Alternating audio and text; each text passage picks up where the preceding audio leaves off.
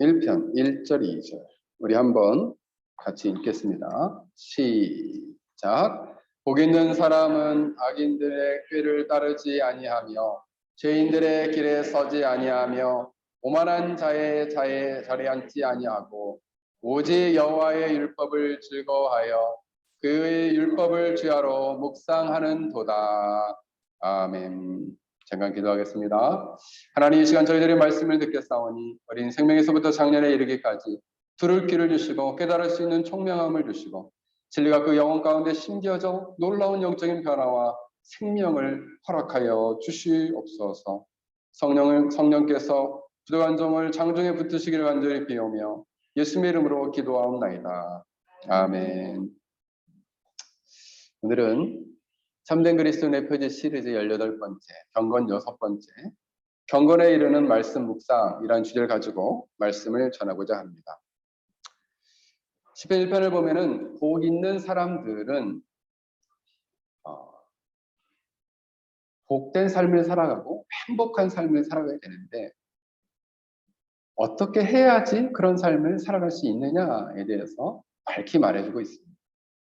오늘 1절에 보면은 소극적으로는 복 있는 사람은 악인의 꾀를 따르지 않는다라고 말씀하고 있습니다.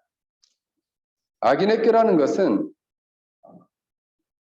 이 타락한 인간들의 죄된 부패성과 그 본성에서 나온 계획과 목적을 가지고 살아가는 삶입니다.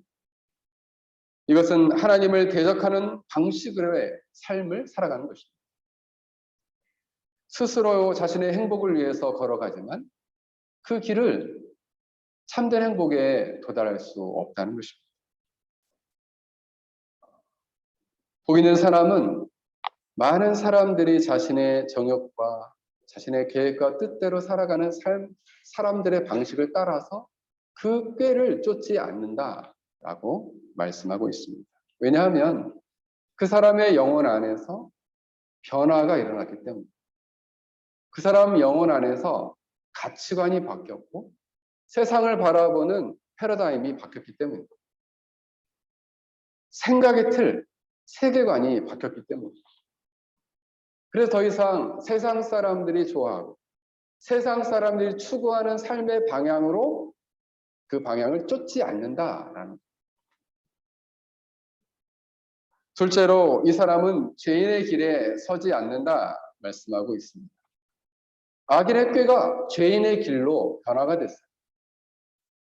죄인의 길은 그러한 잘못된 목표와 방향을 향해서 실제로 걸어가는 삶입니다. 그 안에서 자신의 야망대로 인생의 목적을 설정하고 그 방향을 향해서 머물러 서서 한 발 한 발 걷고자 하는 사람인 것입니다. 이 사람은 하나님의 뜻을 위해서 살기보다는 자신의 목적과 자신의 정욕대로 살아가며 그 삶 자체가 하나님을 대적하고 반역하는 인생인지도 모른 채 그 길을 걸어간다. 그래서 그들의 삶은 여전히 죄가 그들을 지배하고 있고 죽음이 그들을 지배하고 있고 사탄이 그들을 지배하고 있답니다. 마치 사탄이 야, 너 일로 와! 지유라 고개를 들고 야, 너 일로 와! 하면서 사탄이 그 사람의 마치 멱살을 잡은 것처럼 따라오라 하면은 종처럼 노예처럼 끌려갑니다. 누가? 죄와 사망과 사단의 통치 아래서 죄인의 길에 선 사람의 길이 그와 같다는 것이죠. 복 있는 사람은 셋째로 오만한 자리에 앉지 않는다 그랬습니다. 오만한 자는 마치 이러한 길을 걸어감으로 말미암아 영적인 총명이 사라져서 영적인 어둠 가운데 있게 되고 그리고 마음이 딱딱해지고 마음이 교만해진 사람이에요. 그래서 이제는 오만한 태도를 가지고 하나님을 조롱하고 하나님의 이름을 욕되게 하는 일을 서슴지 않으며 하나님의 백성들을 대적하고 욕하는 사람들이죠. 한국에 최근에 이런 사람들이 많아졌죠. 기독교 하면은 막 쌍심지 일으키고, 그죠? 그냥 눈이 그냥 확 뒤집어져가지고. 기독교인이면 괜히 미워해. 나는 기독교인이라는 이유로 미움을 받아본 적이 있다 하는 친구 손 들어봐. 우리 학생들 중. 나 학교 갔더니 기독교인이라고 막 뭐라고 하더라고. 친구들이. 그런 친구 있어? 얘기해봐.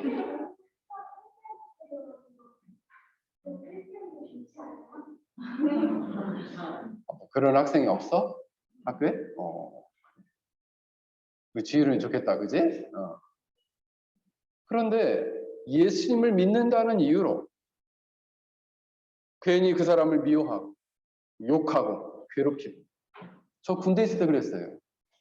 군대 있을 때 주일날이면 교회를 가야 되는데 꼭 그 시간에 뭔 일을 시켜요.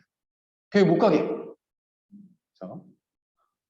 그리고 교회를 갔다 오면 너 갔다 와서 보자. 이래. 그리고 이제 교회를 가서 막 엄청 기도합니다. 우리 고참이 나를 지금 괴롭히려고 하는데 예배 끝나고 가서 아무 일 없게 해주세요. 근데 실제로 또 예배 끝나고 가면은 아무 일 없어요. 근데 교회를 간다는 이유로 괴롭혀요. 엄청 미워합니다. 왜요? 제 고참은 이런 사람이 있었어요.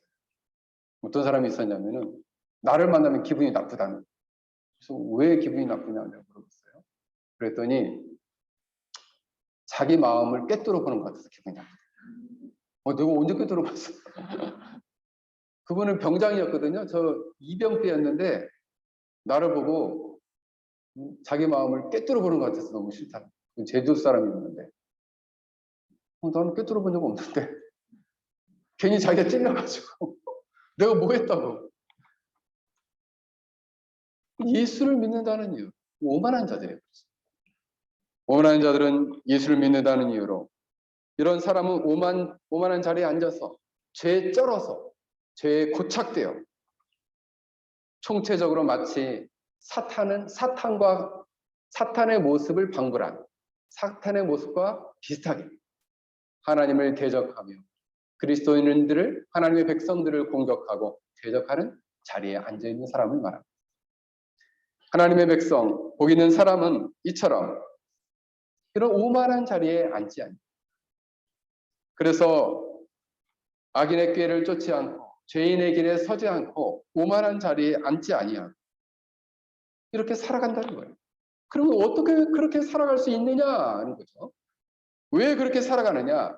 이 사람은 날마다 하나님의 율법, 하나님의 말씀을 묵상하고 경건한 삶을 추구하기 때문에 그러한 삶을 살아가지 않습니다. 경건한 삶을 살아가는 사람만이 악인의 꾀를 쫓지 않고 죄인의 길에 서지 않고 오만한 자리에 앉지 않는다. 하나님의 말씀이 없으면요, 당연히 그 길을 쫓겠죠. 왜?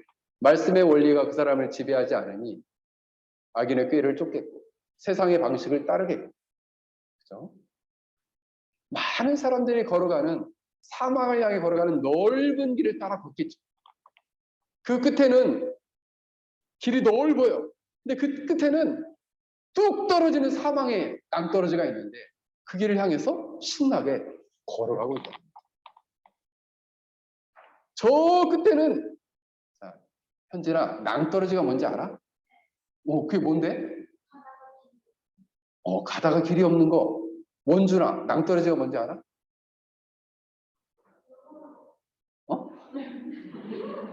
어? 크게 얘기해봐.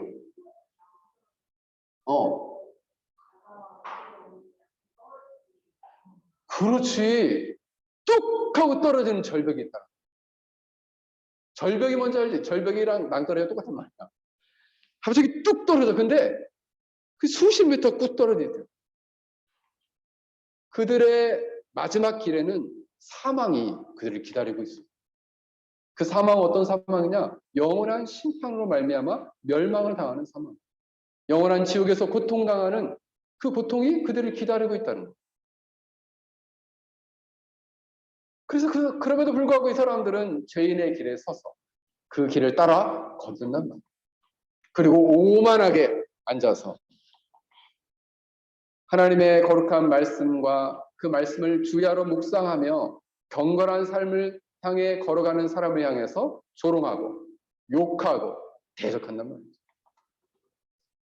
여러분들이 나중에 우리 이제 중고등학교 마치고 대학을 가면 그런 사람이 더 많아질 거예요.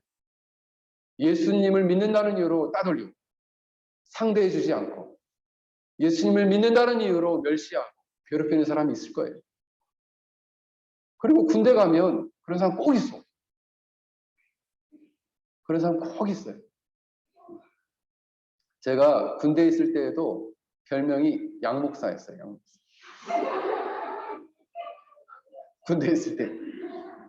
그래가지고 제가 운전병으로 근무했는데 운전병 전체를 총괄하는 분이 수송관이거든요. 수송관. 그 수송관은 저만 만나면 맨날 그랬습니다. 양 목사 나랑 같이 교회 개척하자. 그래가지고 헌금 걷어가지고 반땅하자는 거예요. 그래서 그분이 30년, 30주년 본인이 장기 근무를 했다고 나를 초대를 했어요. 그래서 갔더니 아내가 예수님을 믿어서 자기도 예수님을 믿게 됐죠. 네, 감사한 일이죠. 얼굴이 호랑이상이었는데 그러니까 예수님을 믿는다는 이유로 그러니까 그 양목사라는 표현이 좋은 표현이 아니에요. 너는 예수쟁이 이런 표현이거든요. 세상은 항상 예수님을 믿는 사람들을 향해서 그런 태도를 갖는다. 그러면 나는 지율이처럼 나는 그렇게 좋은 믿음의 친구 그리고 좋은 믿음의 선생님이 계신 학교를 다녀요. 축복이죠. 축복. 네. 복이에요. 복. 그럼 대학교도 그런 학교 가면 안 되나요? 그런 학교 가세요. 네. 괜찮아요. 직장은요? 그런 직장 가면 되지. 네. 기도하면 하나님께서 순적하게 좋은 믿음의 친구, 선배, 스승, 그리고 지도자, 배우자를 만날 수 있어요. 그래서 우리 중고등학교 학생들이 있는데 사실 지금부터 기도해야 돼. 뭘 기도해야 되느냐? 좋은 믿음의 배우자를 만나. 기도해. 부모님하고는 살 수 있는 게 한 2, 30년 삽니다. 배우자하고는 50년, 60년 이상 살 수 있어요.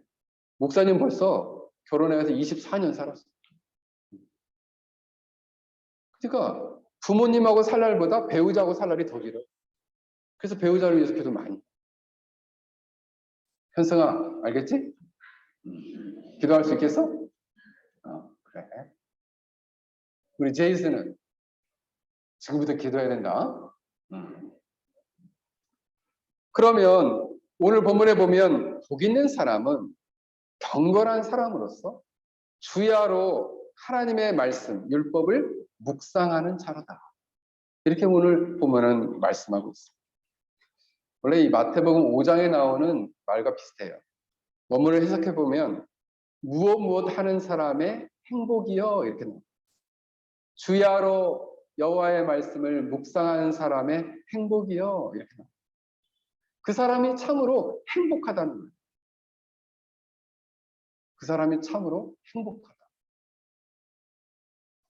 그래서 복 있는 사람이 행복한 삶을 살려면 소극적으로는 이처럼 악인의 길을 쫓지 않고 죄인의 길에 서지 않고 오만한 자리에 앉지 않고 적극적으로는 주야로 여호와의 말씀, 여호와의 율법을 하나님의 말씀을 묵상할 때 이런 행복한 삶을 살 수 있다.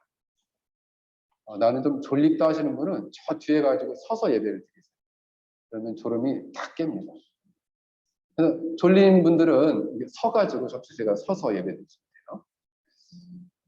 그럼 오늘 본문에 보면 묵상이라는 단어는 본문에 보면 하가라는 단어가 쓰였어요. 하가. 뭔 뜻이냐? 깊이 생각하다. 그리고 깊이 곰곰이 생각하는 것을 숙고하다라는 표현을 쓸 때 숙고하다.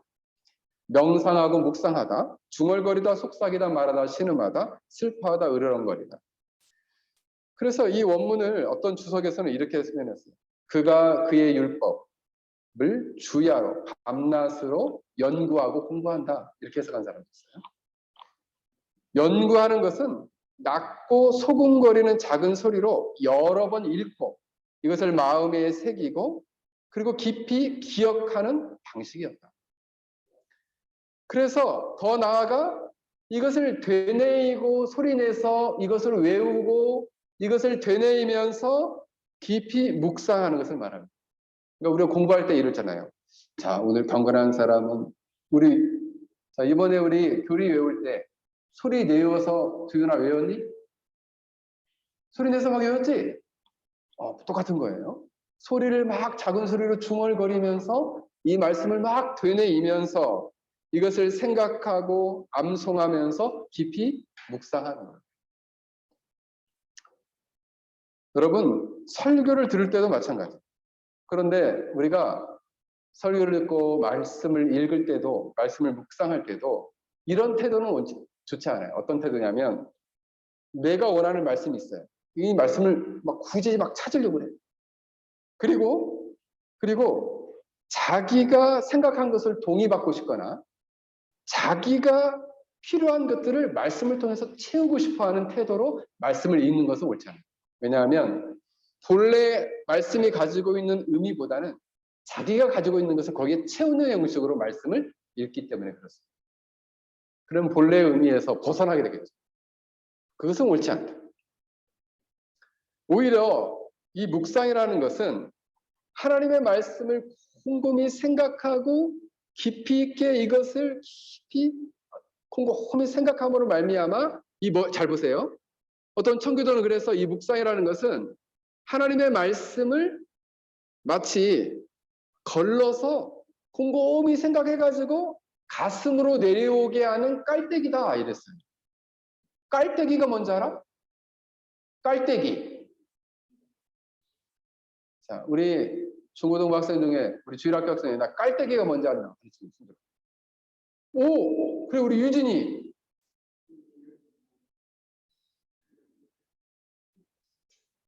그래 생김새 정확히 안다, 그지? 바로 그게 깔때기야. 깔때기 어떻게 생겼냐면은 요렇게 동그랗게 가지고 요렇게 생겼어. 그래서 만약 석유 같은 거를 부으려고 하면 붓기가 어려우면 그 깔때기를 쓰면 그것에 이렇게 호스를 넣으면 쑥 하고 들어가죠. 그죠? 흘리지 않게. 그래서 마치 머리에 있는 것이 마음과 가슴에 이렇게 내려오도록 하는 그 중간에 역할을 하는 것이 묵상이라는 거예요. 묵상. 머리로는 알겠는데 도대체 느껴지질 않아요. 그 뭐가 필요해요? 묵상이 필요해요. 머리로는 뭔지 알 것 같은데 알쏭달쏭한데 이게 가슴으로 내려오지 않는 거. 이때 필요한 것이 묵상이다. 그래서 진리의 맛을 나는 깊이 경험하고 싶을 때는 뭐가 필요하냐? 바로 묵상이 필요하다. 예전에 저희 어머님도 장독대에 메주를 띄워가지고 장을 담그셨어요. 그래서 꼭 이 손가락으로 맛을 봐요. 그럼 이거 엄청 짜잖아요. 근데 꼭 손 가지고 이렇게 맛을 봐요. 그래서 짜다 하는 것처럼 말씀의 참다운 맛을 실제로 느끼기 위해서는 뭐가 필요하냐? 묵상이 필요해요. 깊이 있게 곰곰이 생각하고 묵상하는 거예요. 그래서 말씀을 깊이 있게 곰곰이 생각하고 이것을 마음으로 끌어오게 될 때 비로소 말씀이 우리 삶에 잔잔하게 배게 되는 거예요. 그래서 경건의 삶이 나오게 하는 거죠. 뭐가 있을 때? 묵상이 있을 때. 그래서 묵상이 끝나는 순간에 많은 사람들은 그 말씀으로 말미암아 영혼과 마음이 가득히 채워지게 되는 거죠. 그래서 하나님의 말씀을 묵상하는 사람은 어떤 일이 일어나냐면 영적인 그 말씀이 자기 영혼을 회복시켜요. 그리고 그 마음 안에서 하나님과 교제하고 교통하고자 하는 열망이 생겨요. 그리고 영혼이 갱신된다는 말은 새로워진다는 말인데 새로워져요. 때로는 희미했던 것이 이제 알겠어요 하고 눈이 번뜩 뜨여요. 이것을 영적 각성이라고 표현하는데 희미했던 것이 또렷해져요. 뭘 통해서? 묵상을 통해서. 성경에 보면은 묵상이라는 단어를 가장 먼저 쓴 사람이 누구냐면 이삭이에요. 이삭은 창세기 24장 63절에 보면 저물 때 들에 나가 묵상하다가 리브가가 저 멀리서 오는 것을 봤다 그랬어요. 그러니까 이삭이 어느 시대예요? 이삭이.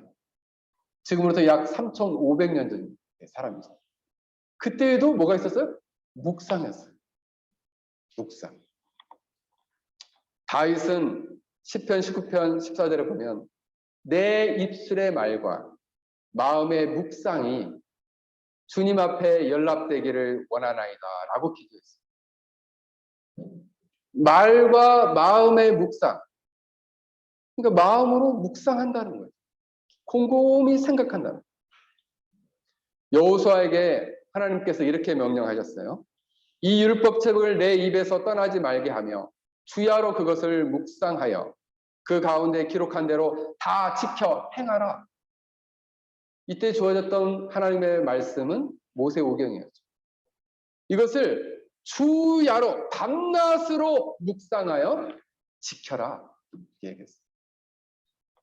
경건한 사람들은 이 말씀을 묵상하고 말씀 안에 담겨져 있던 하나님의 존재와 사역을 깊이 묵상함으로 삶의 용기를 얻게 돼요. 그래서 여러분들이 요즘 염려 배우고 있죠. 염려에서 뭐예요? 염려할 때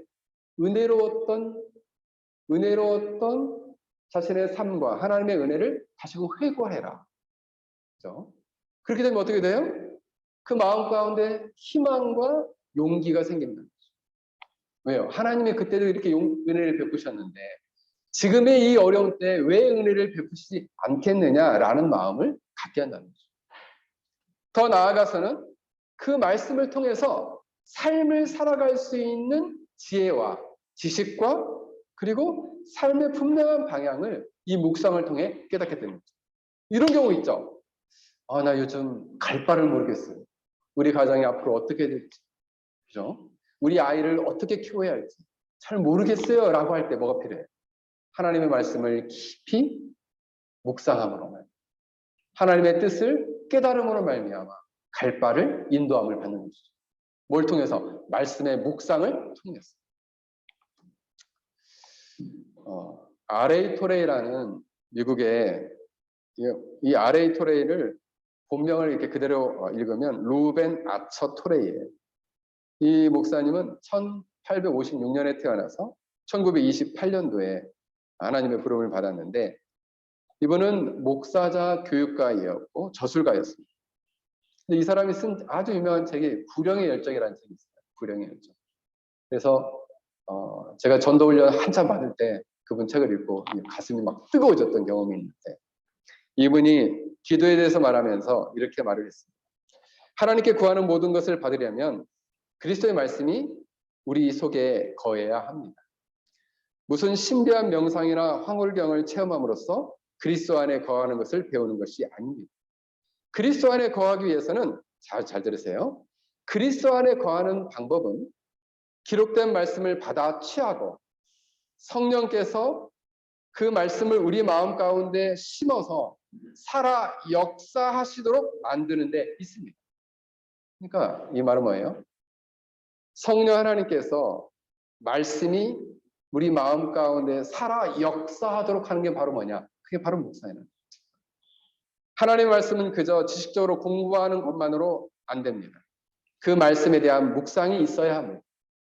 하나님을 끊임없이 바라보고 성령께서 그 말씀을 우리 마음 가운데 살아 있게 만드시도록 구하면서 하나님 말씀이 우리 마음에 계속적으로 맴돌도록 하는 것입니다. 그러니까 결국 하나님 말씀이라는 것은 우리 마음 가운데 성령이 살아 움직이게 해서 우리 마음 가운데 계속해서 살아 맴돌도록 하는 것이다. 뭐가? 묵상이에요. 그러면 그 말씀이 막 우리 마음 가운데 맴돌게 되면 어떻게 되느냐? 기도할 때에 그 하나님의 말씀의 틀 안에서 기도하게 되고 그 기도가 하나님의 뜻에 부합하게 된다라고 말씀합니다. 기가 막히죠? 네. 그러므로 말씀을 깊이 묵상하게 되면 하나님의 뜻대로 기도할 수 있게 됩니다. 하나님의 뜻대로 살아갈 수 있게 된다는 거예요. 그러므로 말씀을 묵상하는 삶이 경건에 있어서 얼마나 중요한가를 보여주는 거죠. 이렇게 말씀을 깊이 묵상하는 사람은 판단하죠. 이 길은 악인의 꾀를 쫓는 것이다. 이런 삶은 악인의 방법, 세상 사람들이 추구하는 세상의 원리고 방식이다. 두윤아, 대학에 가면은 뭘 배울까? 경영학도 배우게 되고, 경영이라는 것은 세상을 살아갈 때 경제적인 것을 어떻게 운영해야 할 것을 배우는 거죠. 우리가 세상의 대부분의 학문들은 세상의 원리를 따라가요. 근데 그 안에는 악인의 꾀가 있어요. 그 악인의 꾀를 잘 분별해야 돼요. 아유, 그래도 뭐니 해도 머니가 최고죠. 그러니까 돈 버는 방법이 최고예요. 라고 했다고 해서 그 안에 악인의 꾀가 있는지를 잘 살펴야 돼요. 예수 그리스도를 믿는 사람은 돈을 버는 방법도 정직하게 벌어야 돼요. 돈을 벌기만 하면 좋잖아요. 그래서 다단계 사기를 치거든 해요. 그럴 수 있잖아요. 그죠? 다단계 사기를 쳐가지고 수많은 사람의 돈을 뺏어서 자기가 부자가 된 사람도 있잖아요. 그런 것은 뭐예요? 악인의 꾀를 쫓는 거예요. 여호와의 율법, 하나님의 말씀을 깊이 묵상하는 사람은 그 악인의 꾀인지 아닌지를 분별할 수 있어요. 자신이 걷고 있는 길이 죄인들이 걸어가서 영원한 심판에 낭떠러지에 떨어지는 길인지 아닌지를 분별할 수 있다는 거예요. 자신이 현재 서 있는 그 자리가, 앉아 있는 그 자리가 오만한 자와 같이, 사탄과 같이 하나님을 대적하는 자리인 것을 분별할 수 있는 생각을 갖게 된다라는 사실이에요. 그러므로 사랑하는 성도 여러분, 우리가 예수 그리스도 안에 거하고 하나님의 거룩한 말씀을 묵상함으로 말미암아 그리스도 안에 거하고 그리스도를 통해 하나님과 불붙는 사랑에 빠져 하나님과 교통하는 삶을 살기 위해서는 매일매일 말씀을 깊이 곰곰이 생각해서 성령 하나님이 그 말씀을 가지고 우리 안에 그 말씀이 살아 움직이도록 하는 삶을 살 때에 악인의 길을 쫓지 않고 세상의 원리를 쫓지 않고 죄인의 길에 서지 않고 그리고 오만한 자리에 앉지 않는 경건하고 거룩한 삶을 살 수 있다라는 것입니다. 여러분들이 이와 같은 삶을 살 수 있기를 주의 이름으로 간절히 축원합니다. 그렇다면 하나님의 말씀을 묵상하는 구체적인 방법은 무엇일까요? 세 가지 말씀을 드리고 오늘 말씀을 마칠까 합니다. 첫 번째, 하나님의 말씀을 묵상하는 첫 번째 비결은 정확하게 이 말씀을 이해하는 것입니다. 시편 77편 12절에 보면 내가 주의 모든 일을 묵상하며 주의 행사를 깊이 생각하리이다 라고 말씀하고 있습니다. 우리가 여러분 예배를 드릴 때도 꼭 은혜를 받아야겠다라는 선한 의지도 필요한데 더 중요한 것은 이 말씀을 잘 깨닫고 정확하게 이해해야겠다라고 생각해야 합니다. 오늘 말씀에 은혜를 받았어요. 뭔 설교했는데요? 오늘 말씀의 내용이 뭔데요? 이해는 못했어요. 이건 뭐예요? 은혜는 받았는데 이해는 못했다. 말이에요, 뭐예요? 이건 말이 안 되는 거예요. 은혜를 받으려면 말씀을 이해해야 돼요. 여러분들 교회를 다니고 은혜를 많이 받았다고 하는데 견고하지 않은 신자 있죠. 왜 견고하지 않을까요? 이 말씀을 잘 이해해서 자신의 삶을 계속해서 그 삶을 그 말씀 앞에 세우는 일이 견고하지 않기 때문에 견고하지 않아요. 그러므로 우리가 말씀을 묵상할 때 그 책을 읽을 때에도 학교에서 숙제를 내줬어요. 지유라, 너 책 많이 읽지? 책을 읽을 때 너 이해하면서 책 읽니? 그렇지. 학교의 선생님이 자 오늘 책 숙제를 내줄 테니까 이거 써머리 해가지고 내라. 그랬어요. 이해 못하고 써머리 할 수 있니?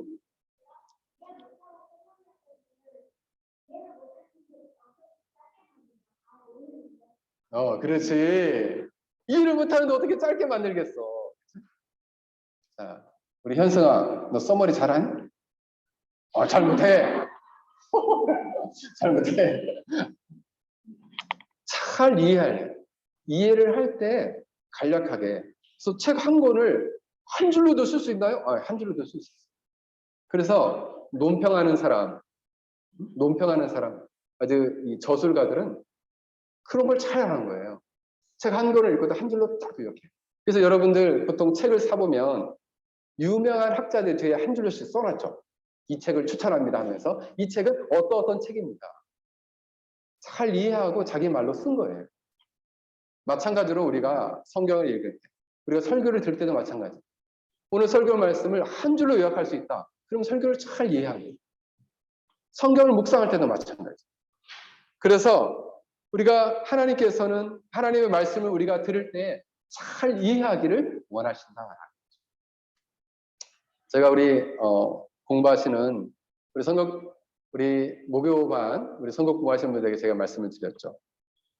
저는 항상 티칭을 할 때 중요한 게 뭐냐면 제가 쓰는 방법 중에 하나의 방법이 파도전법이라는 게 있어요. 파도전법. 민주 형제, 파도전법이 뭔지 알겠어요? 파도전법. 한 번에서 못 알아들 때가 있죠. 그럼 한 번에서 못 알아들어. 그럼 몇 번 해야 돼? 2번 하는 거죠. 2번 가르쳐줘. 2번에서 몰라. 그럼 3번 가르쳐줘. 손 들었어. 질문이야? 그렇지. 파도처럼 계속해서 한 번 해서 잘 이해를 못하면 2번 가르쳐줘. 2번 해서 이해를 못하면 3번 가르쳐줘. 3번 해서 이해하지 못하면 4번 가르쳐줘. 계속해서 가르쳐줘. 반복해서. 왜요? 이해하도록. 나는 반복해서 배우는데도 잘 이해를 못하겠다. 기도가 필요해. 기도가 필요해. 하나님이 좀 지혜를 주시도록. 기도가 필요해. 그래서 청교도의 격언이 있죠. 모든 하나님의 은혜는 뭘 통해 온다? 이해를 통해 온다. 청교도는 항상 생각했어요. 모든 하나님의 은혜는 이해를 통해 온다. 이해를 해야죠. 은혜가 없어요. 이해가 없었어요. 말씀을 묵상해도 잘 뭔 말인지 모르겠어요. 쉬운 성경을 읽었어요. 쉬운 성경. 나는 요즘 이 개정판 성경 너무 어려워서 잘 못 읽겠어요 하는 분은 쉬운 성경을 읽었어요. 대신에 쉬운 성경을 그것만 읽으면은 의역이 많이 돼 있기 때문에 본래 의미를 이렇게 벗어날 수가 있어요. 그러니까 원래 성경과 함께 읽으면 좋고, 난 좀 영어가 된다 하시는 분들은 영어 성경을 함께 보면 좋아요. 영어 성경도 번역이 여러 가지가 있어요. 그래서 NIV를 봐도 되고, 킴 제임스 버전을 읽고, 그래서 같이 보게 되면 훨씬 본문이 쉽게 다가오게 됩니다. 이해할 수 있다라는 거죠. 그러므로 하나님께서 우리에게 지성을 주신 것은 하나님의 말씀과 뜻을 잘 이해하도록 주신 거예요. 이것이 바로 영혼의 기능이다라는 거죠. 근데 여러분, 만약에 정확한 이해 없이 나 그냥 은혜 받으면 안 돼요? 그러면 이런 사람은 어떤 사람이냐면 이렇게 감나무가 있는데 감나무 밑에 입을 벌리고 누웠어요. 감이 언제든 떨어지겠지. 그래서 감이 떨어질 그 자리를 잘 찾아가지고 입을 이렇게 벌리고 있어. 감 언제 떨어질 줄 알고? 감 언제 떨어질까? 그래, 주율이. 그거지. 우리 현지인이. 사다리 타고 와서 올라갔다. 그렇지. 그래요, 유진이. 그러다가 썩은 게 떨어질 수도 있어. 그래서 정확한 이해 없이 은혜 받기를 원하는 사람은 열매가 떨어지기를 누워서 기다리는 사람의 게으름과 같다. 그러니까 이해하지 않는 것은 영적인 게으름이에요. 은혜를 못 받아요. 은혜 못 받아요. 그래서 예배를 드릴 때 이런 사람 있죠. 그래요, 목사님 설교하세요. 나는 들을게요. 이런 사람 있죠. 목사님 설교하세요. 나는 들을게요. 이거 뭐예요? 나는 이해하지 않고 그냥 통과해요. 그런 통과의 은혜가 있으면 안 돼요. 말씀이 그냥 이해되지 않고 그냥 통과해버렸어요. 그 얘기가 뭐예요? 그냥 콩나물 시루에서 물 빠지듯이 쏙 빠져버렸어요. 말씀이 하나도 안 남아요. 백날 예배 드려도 소용없어요. 백날 말씀 읽어도 소용없어요. 백날 묵상해도 소용없어요. 왜? 다 빠져버렸어요. 남아있지 않아요. 사랑하는 성도 여러분, 그래서 우리는 경건의 훈련 중에 말씀을 깊이 생각하고 묵상하는 것은 훈련이 필요해요. 그래서 우리가 여러분 가장 먼저는 말씀을 묵상할 때 어떻게 해라? 정확히 이해하고 묵상해라. 오늘 본문은 정확히 이해하고 묵상해라. 그러기 위해서 2가지가 필요해요. 여러분 성경 사전 같은 거, 주석 같은 거 받아도 되고, 주석도 또 여러 가지 질이 있는데 안 좋은 주석을 보면 안 됩니다. 경건한 올바르게 해석된 주석들을 추천받아서 읽어야 하고, 그리고 목회자를 통해서 교회에서 말씀이 정확하게 이해할 수 있도록 잘 체계적으로 훈련받아야 되는 이유가 여기 있습니다. 두 번째로 말씀을 묵상하는 비결은, 자, 두 번째 중요해요. 마음을 열고, 자기의 마음을 열고 성령 하나님의 조명, 밝게 비추심을 요청해라 라는 거죠. 마음을 먼저 열어야 돼. 그리고 성령 하나님의 조명을 요청해라. 창세기 22장 1절에 보면 하나님이 아브라함을 시험하시려고 그를 부르시되 아브라함아 하시니 그가 이르되 내가 여기 있나이다. 내가 여기 있나이다.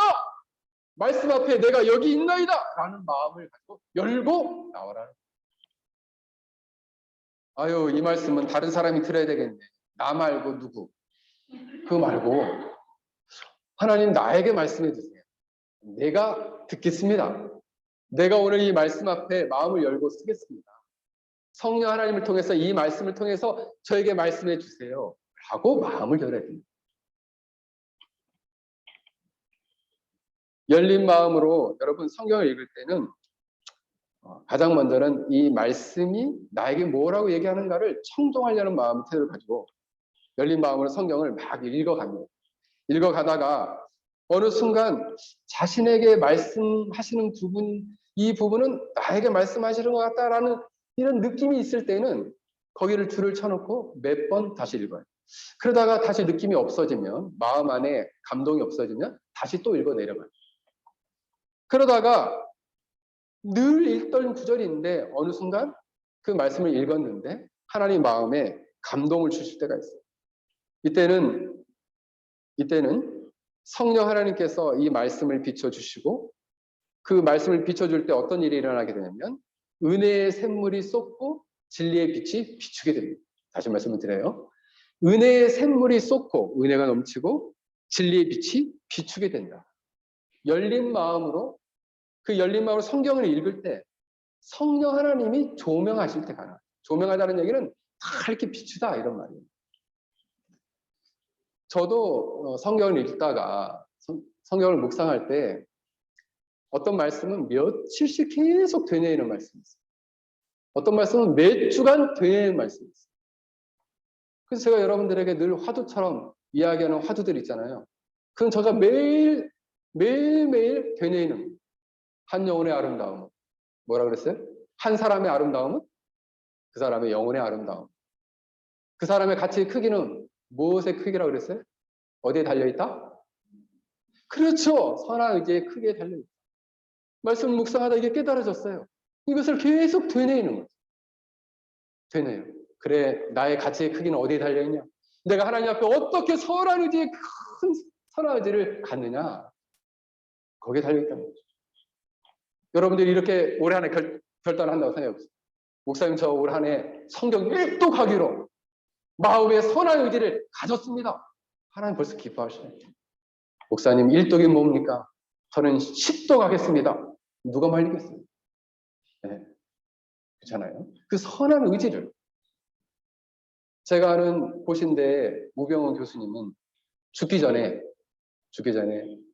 로마서를 10,000번 읽겠습니다. 이렇게 마음에 선한 의지를 가졌어요. 그럼 지금 몇 번 읽으셨냐?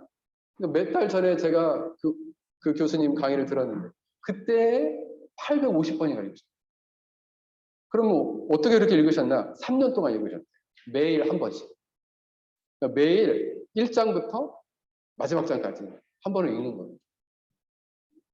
그게 선한 의지를 갖는 거죠. 선한 의지. 사랑하는 성도 여러분, 우리가 그런데 마음을 여는 것만으로는 충분하지 않아요. 거기에 무엇이 필요하느냐? 진리가 필요하다. 진리. 성령이 이 진리의 말씀을 그렇게 비추려는 것이 필요하다. 제가 페낭에 와가지고 책을 보는데 스탠드가 어느 날 고장이 난 거예요. 근데 제 스탠드는 이 전구가 좀 길고 크거든요. 그래서 이 스탠드를 딱 맞는 걸 찾을 수가 없어가지고 한동안은 제가 가뜩이나 이 노안도 와가지고 잘 안 보이는데 밝은 스탠드가 없으면 책 읽기가 너무 눈이 아픈 거예요. 그래가지고 제가 테스코를 가고 여기 건의를 가도 스탠드가 다 요만해. 여긴 이상하게 스탠드가 너무 조그마한 것밖에 안 팔아요. 큰 걸 안 팔아요. 환하게 비춰지는 거. 그래가지고 찾다가 못 찾았어요. 그래서 제가 그 스탠드에 맞는 전구를 찾으러 다니기 시작했어요. 그래서 제가 어렵게 조지타운에서 그걸 발견해가지고 그걸 사가지고 와서 지금 쓰고 있는데, 교회에서 보는 스탠드는 아직 못 샀어요. 똑같은 거. 왜 그러냐? 어두우면 깨달을 수가 없는 거예요. 그럼 우리가 진리를 깨달을 때도 그래서 무엇이 필요하냐면 성령의 조명하십니다. 그래서 이것을 조나단 에드워드는 신적이고 초자연적인 빛이라 이렇게 표현했어요. 신적이고 초자연적인 빛. 이것이 만약 없다면 영적 시각 장애인에 불과하다. 이렇게 조나단 에드워드는 말했어요. 그러니까 말씀을 읽을 때 성령의 조명이 없으면 시각 장애인이라는 영적을. 그러므로 교리에 대한 지성적이고 관념적이고 사변적인 지식이 있다 할지라도 이것을 복음을 사실이라고 믿고 나아가는 데는 뭐가 필요하다는 거예요? 성령 하나님의 조명이 필요하다. 그렇지 않으면 지식으로만 그친다는 거예요. 그게 마음으로 내려오거나 자기네 삶으로 스며들 수 없다는 거예요. 그래서 조나단 에드워즈는 이렇게 얘기를 했습니다. 신적이고 초자연적인 빛은 하나님 말씀에 나타난 신적 탁월성에 대한 지각, 이해, 진실성과 실제에 대한 확실한 깨달음이다. 이렇게 표현했습니다. 이거 다시 한번 이야기할게요. 좀 어려워서. 신적이고 초자연적인 빛은 하나님 말씀에 나타난 신적 탁월성에 대한 진정한 지각과 이해와 진실성과 실제성에 대한 깨달음입니다. 이것을 쉽게 말하면 무엇이냐면 하나님의 말씀에 대한 올바른 이해, 깨달음이 바로 신적이고 초자연적인 빛과 같이 성령이 빛을 비출 때에 그 이해가 오고 깨달음이 온다는 거예요. 비로소 하나님의 말씀이 이건 진짜구나. 하나님의 말씀이 이제 진짜 있는 거구나. 그런 진정성과 실시성을 알 수 있다는 거예요. 이게 진짜 있는 거예요? 이거 뭐예요?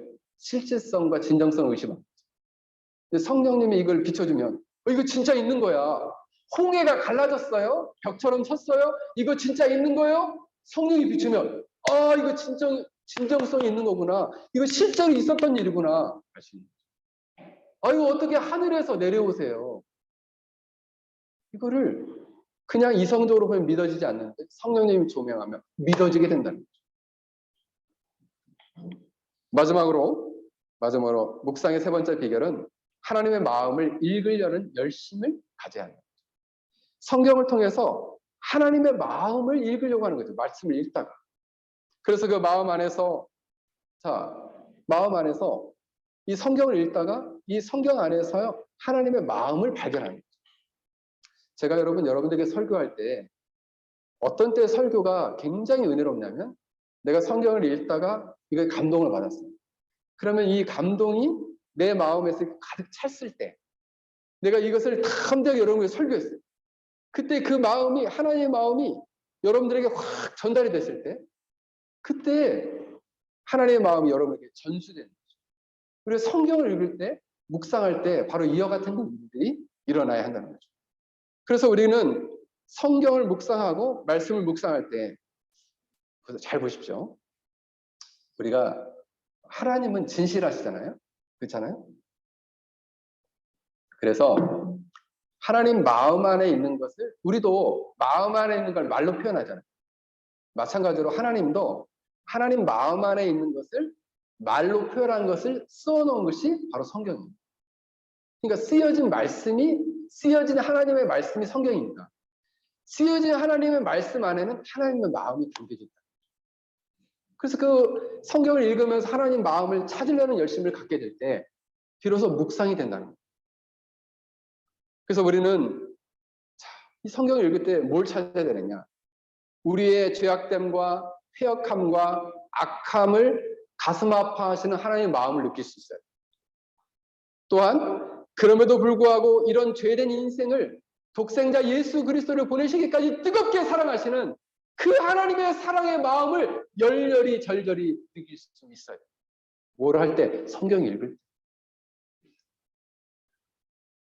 더 나아가서는 그 말씀, 그 하나님의 사랑을 깨달아 하나님을 전적으로 의지하는 것을 기뻐하시는 하나님의 마음을 성경을 통해 읽게 될 때 여러분들은 깊이 있는 말씀의 묵상으로 나아가고 그 말씀의 묵상이 여러분의 경건 생활과 삶으로 이어지게 된다는 것입니다. 사랑하는 성도 여러분, 여러분들이 이처럼 매일매일 이렇게 말씀 안에서 깊이 묵상하면서 하나님의 마음을 따라 그 마음을 묵상하고 그 마음을 따라 그 말씀에 순종하며 살아가는 복된 인생이 되길 주의 이름으로 간절히 축원합니다. 우리 함께 같이 기도하겠습니다.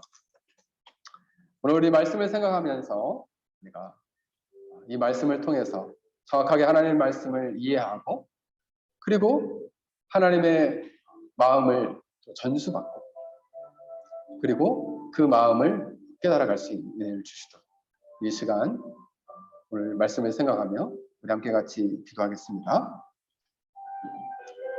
하나님 아버지, 긍휼과 자비와 은혜를 허락하여 주옵소서.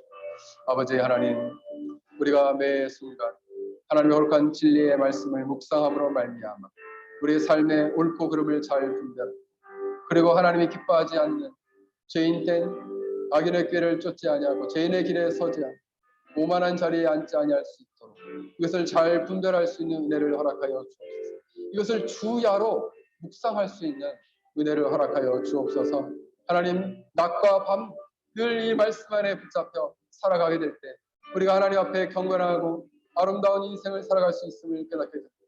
하나님 아버지, 우리가 이처럼 말씀에 붙들려 살아가는 복된 인생이 될 수 있도록 우리 한 사람 한 사람 하나님 축복하여 주시고 은혜 옆으로 주시옵소서. 우리 베나연릉의 모든 성도들이 참된 그리스도인으로서 이 말씀을 깊이 묵상하고 하나님의 마음을 가슴에 품고 그 말씀 앞에 순종하며 살아가는 복된 인생들이 될 수 있도록 하나님 아버지 축복하여 주시옵소서. 하나님 아버지 감사합니다. 그렇습니다. 우리가 하나님의 거룩한 말씀을 정확하게 이해하고 그리고 마음을 열고 성령의 조명하심을 요청하고 그리고 하나님의 마음을 우리가 깊이 깨닫고 또 전수 받음으로 말미암아 우리가 이 땅에서 죄 가운데 살아가는 인생을 가슴 아파하시며 그럼에도 불구하고 그들을 자신의 아들이신 예수 그리스도를 보내시기까지 사랑하신 그 사랑의 마음을 깨달아 그 사랑에 잇대어 살아가는 복된 인생들이 될 수 있도록 저희들을 축복하여 주시옵소서. 감사드리며 예수님의 이름으로 기도하옵나이다. 아멘. 다 함께 기립하셔서 찬송가 630장 찬양하겠습니다.